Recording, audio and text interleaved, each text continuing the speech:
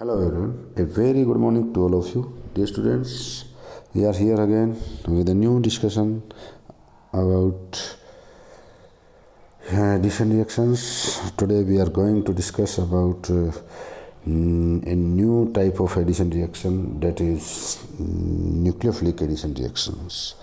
In last discussion we talked about electrophilic addition reactions, and we knew that the alkene and alkynes, the mainly electrophilic addition reactions as their representative reactions. Dear students, let me tell you that carbonyl compounds like aldehydes and ketones in most of cases so nucleophilic addition reactions as their representative reactions. So let me start about the topic of today. नाभिक स्नेही योगात्मक अभिक्रियाएं भी इनको कहते हैं। ये वे योगात्मक अभिक्रियाएं होती हैं जिनके वेग निर्धारक पद में, अर्थात सबसे स्लो स्टेप पद में किसी न्यूक्लियोफाइल का या नाभिक स्नेही का आक्रमण होकर योग होता है। नाभिक स्नेही योगात्मक अभिक्रियाएं इनको इसी वजह से कहते हैं। इन अभिक्रियाओं की प्रथम पद में, अर्थात सबसे वेग निर्धारक पद में या सबसे स्लो स्टेप में किसी नाभिक स्नेही या माइनस वाले पार्ट का योग होकर मध्यवर्ती के रूप में कार्ब एनाइन या कार्ब ऋणायन बनता है। यह पद धीमी गति से संपन्न होता है, इसलिए यह वेग निर्धारक पद भी होता है। क्योंकि इस पद में नाभिक स्नेही अभिकर्मक का योग होता है, इसलिए इन अभिक्रियाओं को हम नाभिक स्नेही योगात्मक अभिक्रियाएं कहते हैं। सेकंड स्टेप जो कि तेजी से संपन्न होता है अभिकर्मक का, इस स्टेप में इलेक्ट्रॉन स्नेही भाग या प्लस वाला भाग आकर जुड़ता है और इस प्रकार एक असंतृप्त अणु से संतृप्त अणु या सिंगल बॉन्डेड अणु प्राप्त होता है। तो स्टूडेंट्स, ये अभिक्रियाएं कार्बोनिल यौगिकों की अभिलाक्षणिक अभिक्रियाएं होती हैं, अर्थात एल्डिहाइड और कीटोन्स जो हैं वो मुख्य रूप से इस प्रकार की अभिक्रियाएं देते हैं। ये अभिक्रियाएं सामान्यतः उन यौगिकों के द्वारा भी संपन्न की जाती हैं जिनमें कार्बन के साथ डबल बॉन्ड या ट्रिपल बॉन्ड द्वारा ज़्यादा इलेक्ट्रोनेगेटिव मोर इलेक्ट्रोनेगेटिव परमाणु जुड़ा होता है, जैसे सी डबल बॉन्ड ओ या C double triple bond N.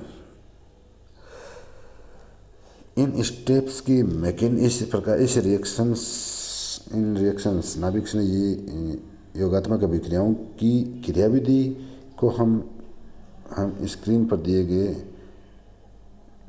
दो पदों के द्वारा रिप्रेजेंट कर सकते हैं।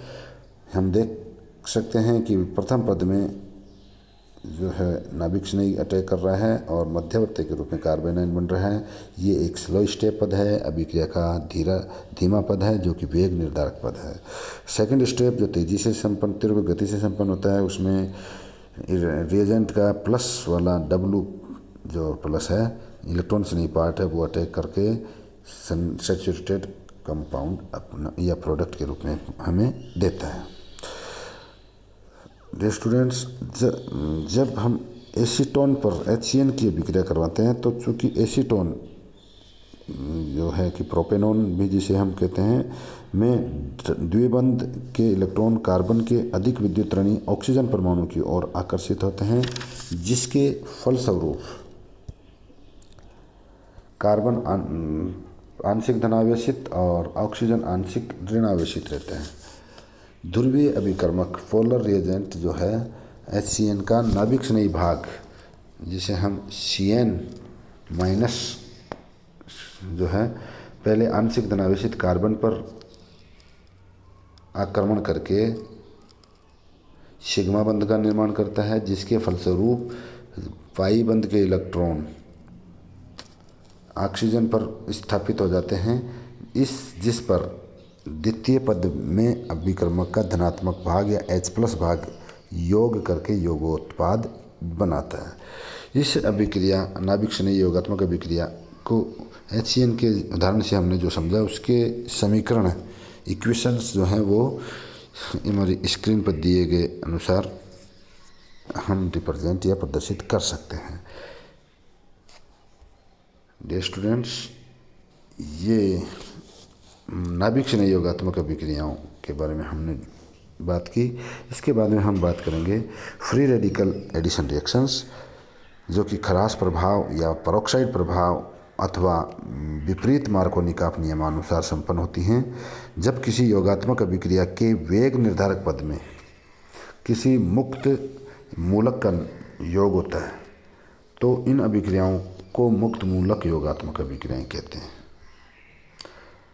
ये अभिक्रियाएं पेरोक्साइड की उपस्थिति में संपन्न होती हैं, इसलिए इसे पेरोक्साइड प्रभाव के नाम से भी जाना जाता है।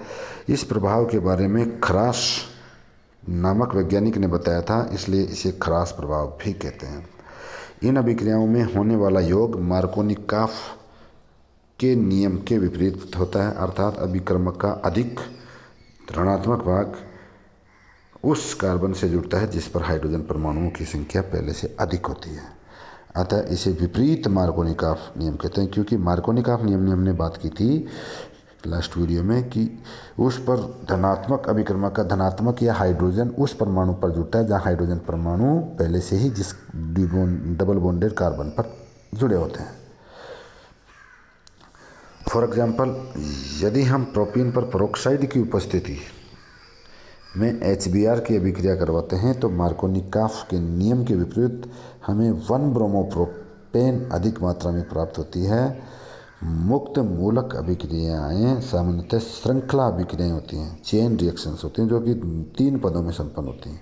इनमें प्रथम पद जो है वो श्रृंखला प्रारंभन पद होता है, चेन इनिशिएटिंग स्टेप होता है। इसमें पेरोक्साइड के HMF सनलाइट की उपस्थिति में रेडिएशंस के प्रभाव से पेरोक्साइड में समान विखंडन के उपरांत मुक्त मूलक बनते हैं। दूसरे स्टेप में, जो कि श्रृंखला संचरण चेन प्रोपोगेटिंग स्टेप होता है, उसमें जो मुक्त मूलक है, Br मुक्त मूलक है, वो एल्कीन पर अटैक करके मध्यवर्ती मुक्त मूलक बनाते हैं। थर्ड स्टेप में मुक्त मूलक विभिन्न प्रकार रिएक्शन मीडिया में अवेलेबल विभिन्न प्रकार के मुक्त मूलक सभी पॉसिबल वेज में आपस में जुड़कर मुक्त मूलकों को समाप्त कर देते हैं, इसलिए श्रृंखला समाप्त हो जाती है। इसे श्रृंखला समापन पद कहते हैं, चेन टर्मिनेटिंग स्टेप। स्टूडेंट्स, यहाँ याद रखने वाली बात यह है कि पेरोक्साइड प्रभाव HBr के लिए ही संभव है। ये काफ़ी बार यूनिवर्सिटीज़ की और कॉम्पिटिटिव एग्ज़ाम्स में पूछा गया है कि एंटी मार्कोनिकॉफ नियम या खराश प्रभाव या पेरोक्साइड प्रभाव जो है वो केवल HBr के लिए ही संभव है। ऐसा क्यों? HCl और HI के लिए यह प्रभाव संभव नहीं है। वहाँ पेरोक्साइड की उपस्थिति में भी HCl और HI की अगर एल्कीन पर रिएक्शन करवाई जाएगी तो मार्कोनिकॉफ नियमानुसार ही हमें प्रोडक्ट बनाने हैं।